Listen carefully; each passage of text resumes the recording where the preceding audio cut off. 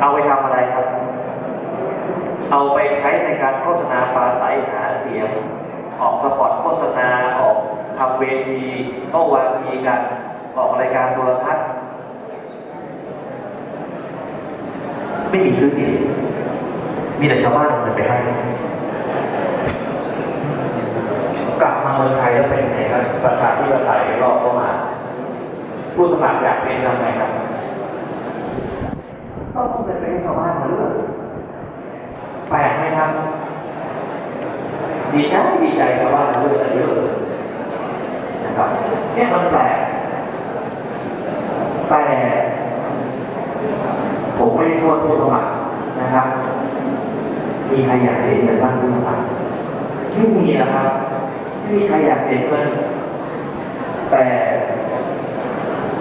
สภาพเศรษฐกิจของประเทศไทยเป็นอย่างนั้น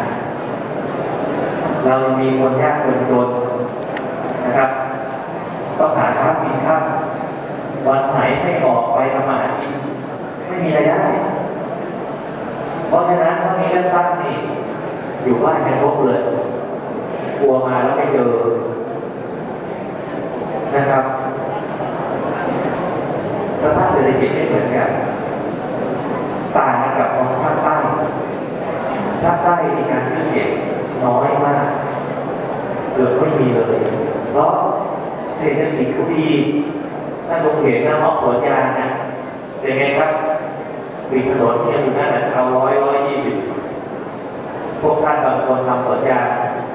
บอกได้80ก็พอใจแล้วเห็นไหมมันต่างกันเขาจะมีเงินวันนึงเนี่ยอย่างไม่ได้ของเขานะ2,000 3,000ได้ทุกวันนะครับเวลาเลือกตั้งใครเอาเงินไปให้เขา1,000เนี่ยดูถูก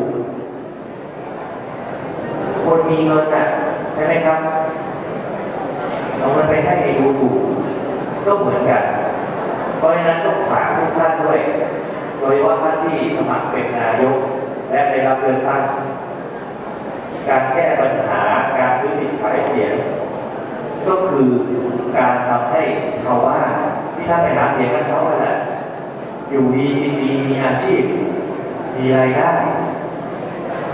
ตอนไปหาเสียงกับเขาได้นายกสมาชิกนะครับ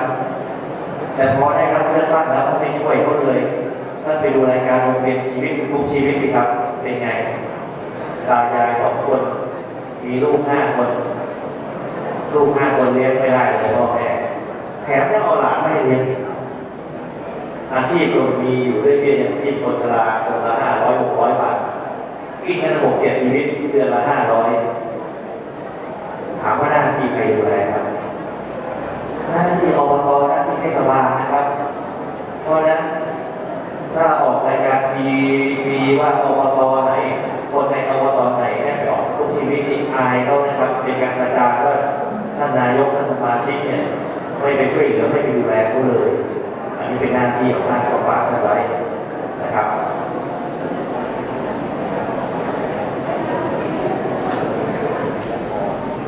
เวลาน้อยฝากท่าน3 ข้อสั้นๆนะครับวันที่ไหนก็จะพูดว่าท่านเป็นว่าที่ผู้สมัครท่านมีความพร้อมแล้วหรือยังพร้อมอะไรครับ